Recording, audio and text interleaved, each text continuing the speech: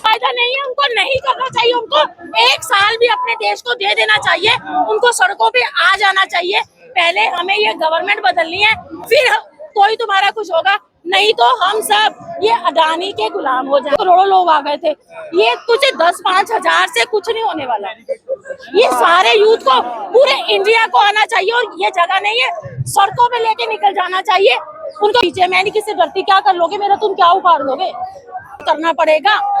और जहाँ जो भी फिर उसके लिए जरूरी है वो करना पड़ेगा। वो डेफ को हेयर करने के लिए अगर बम भी फेंकना पड़ा तो वो पड़ेगा। हरकत नहीं करनी, उसको कोई हिंसा नहीं करनी, वो अपनी लाइफ के जुगाड़ में लगा हुआ है। कोई किसी को नहीं, कोई किसी का नहीं यहाँ पर बुरा नहीं चाह रहा, कोई काम किसी का बुरा नहीं चाह रही, सब मिलके ही रह रहे हैं। ये जबरदस्ती लड़ाते हैं। कर सकता आगे मैंने कब कहा एजुकेशन बंद कर दो, मैंने कहा 1 साल के लिए आगे आगे क्रांति कर लो। नमस्कार, इस वक्त हम जंतर मंतर पर हैं और देख सकते हैं एक स्टूडेंट जो अभी थोड़ी देर पहले नारेबाजी कर रहा था, प्रदर्शन कर रहा था और धर्मेंद्र प्रधान से इस्तीफे की मांग कर रहा था।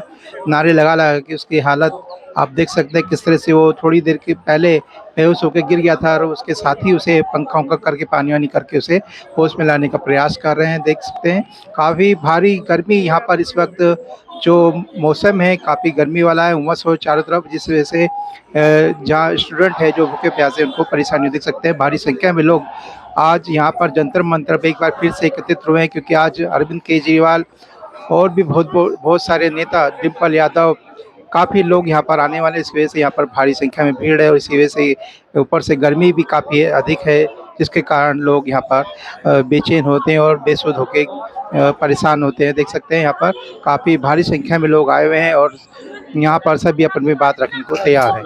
आप नेपाल बांग्लादेश नहीं, वो हमारे जो पॉलिटिशियन है ना, जो हमारे लीडर है, वो उस तरह हमारे देश को लोगों को उस हद तक मजबूर कर रहे हैं कि उन्हें वो करना पड़ेगा। डेमोक्रेसी है ना यार, लोग कौन सी डेमोक्रेसी है, कौन सी डेमोक्रेसी नहीं है, डेमोक्रेसी यहाँ पर नहीं है, एक भी राइट नहीं है। डेमोक्रेसी का फर्स्ट है राइट टू स्पीक, है ना। तो कोई बोलता है तो बेचारा या तो गायब हो जाता है या उसको पैसे देके तो कौन सी डेमोक्रेसी है, यहाँ पर कोई डेमोक्रेसी नहीं है।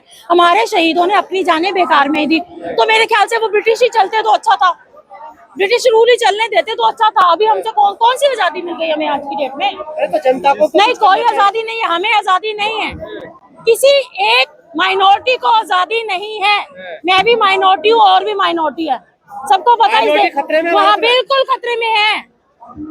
वो माइनॉरिटी आज भी खतरे में थी और पहले भी खतरे में है, और जो मेजोरिटी है उसको जबरदस्ती कह के कि तुम खतरे में हो, जबकि मेजोरिटी कभी खतरे में नहीं थी।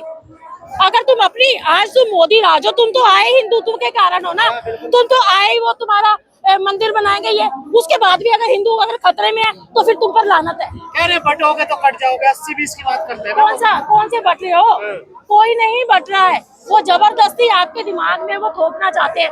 हमारी सतलुज पिक्चर आई, सिखों की सतलुज पिक्चर आई, उसको क्यों रोक दिया गया? क्योंकि उसमें तुम्हारी अपनी चीजें निकल के बाहर आ रही हैं। तुमने वो केरला फाइल किससे निकाला? तुमने हिंदुओं के दिमाग में मुसलमानों को गंद भरने के लिए घुसाया, ठीक है, और तुमने वो कश्मीर के ऊपर बनाया। तुम सिर्फ उन चीजों को दिखाते हो जिससे कि सिर्फ हिंदुस्तान बट जाए, तो क्या एक हो जाए, वो नहीं दिखाते तुम। ये जो नफरत की दीवार खड़ी होगी देश में, तो इसको तो लोग ही तोड़ेंगे, इसको वो लोग तोड़ेंगे जो पढ़ा लिखा यूथ है, जो पढ़ा लिखा यूथ है वो इसे तोड़ेगा, उसे सड़कों पे आना पड़ेगा। अदरवाइज आज नहीं तो वो पढ़ रहा है ना, मेरे हिसाब से यूथ बेकार में पढ़ रहा है, उसे कुछ नहीं मिलने वाला, उसे वही 5-10 हजार की नौकरी करनी पड़ेगी यूथ को।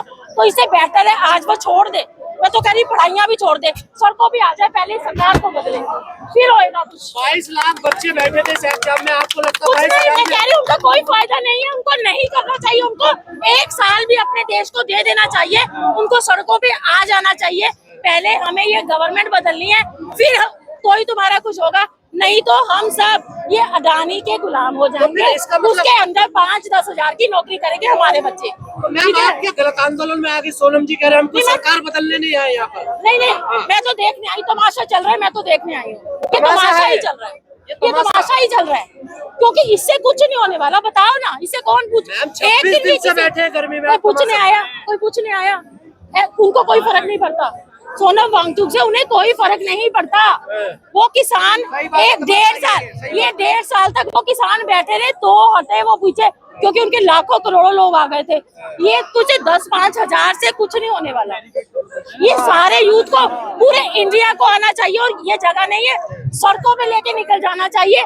उनको रोक देनी चाहिए सारी गवर्नमेंट की सड़कें, उनके सारे घर सब ब्लॉक कर देने चाहिए, मेरे हिसाब से हो जाना चाहिए। 20 मार्च अदरवाइज कोई वो कहता है ना, इस हिमालय से कोई गंगा निकलनी चाहिए, ऐसे नहीं होने वाला। 20 तारीख को मार्च निकल रहा है ना, संसद मार्च तो देखते हैं उसका क्या होता है। मैं तो होपफुल नहीं हूँ उसको लेके। मैं एक टीचर हूँ, मैं पढ़ाती हूँ, पर मैं बच्चों को जो पढ़ाती हूँ ना, मेरे हिसाब से मैं सब मिथ पढ़ा रही हूँ, बच्चों को बेकार पढ़ा रही हूँ। कॉन्स्टिट्यूशन वो एक्चुअली है नहीं। कुछ वक्ता यहाँ पर आए थे, उन्होंने ऑन कैमरा बोल दिया यहाँ पे मंच पे कि हमसे मना किया जा रहा है कि बीजेपी को और सरकार के खिलाफ मत बोलिए। मैं नहीं डरती, सरदारनी किसी से नहीं डरती होती, ठीक है। मेरी किसान आंदोलन में भी बहुत स्पीच है, मैं नहीं किसी से डरती। क्या कर लोगे मेरा, तुम क्या उखाड़ लोगे? रास्ता कैसे निकलते? रास्ता क्रांति का ही है। रास्ता किसी भी चीज को, रास्ता नहीं हिंसा नहीं होती, रेवोल्यूशन होती है। रेवोल्यूशन इज नॉट अबाउट हिंसा। भगत सिंह ने बोला था, it is not about violence.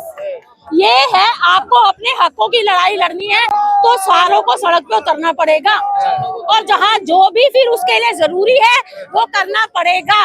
वो डेफ को हेयर करने के लिए अगर बम भी फेंकना पड़ा तो वो पड़ेगा। पर देश तो जो आपने कहा वो हिंदू मुस्लिम में बटा हुआ है ना। नहीं तो मेरी बात सुनो, क्या हिंदुओं के बच्चे जो है वो बड़ी बड़ी पोस्टों पे जॉब कर रहे हैं क्या? ये जो नीट का पेपर एग्जाम जो हुआ, लीक हुआ इतनी बार, क्या हिंदू के बच्चे नहीं थे क्या उसमें? ज्यादातर हिंदुओं के बच्चे तो फिर क्या, वो तो फिर उन्हें समझना पड़ेगा ना। यहाँ कोई किसी को मार नहीं रहा, एक कॉमन मैन अपनी रोटी के लिए लड़ रहा है, ठीक है। उसे कोई किसी को मार काट नहीं करनी, उसको कोई हिंसा नहीं करनी, वो अपनी लाइफ के जुगाड़ में लगा हुआ है। कोई किसी को नहीं, कोई किसी का नहीं यहाँ पर बुरा नहीं चाह रहा, कोई कौम किसी का बुरा नहीं चाह रही, सब मिलके ही रह रहे हैं। ये जबरदस्ती लड़ाते हैं। तो क्या अब इन लोगों को क्या करना चाहिए आपके? मेरे हिसाब से ये क्रांति को बड़ा करना चाहिए और सड़कों पे आना चाहिए, और यूथ को अब अपना अगर फ्यूचर उन्हें देखना है तो उन्हें सब कुछ भूलकर अपनी पढ़ाई, अपना फ्यूचर सब छोड़ दो, क्योंकि अभी भी तुम्हारा कुछ बनने वाला तो है नहीं।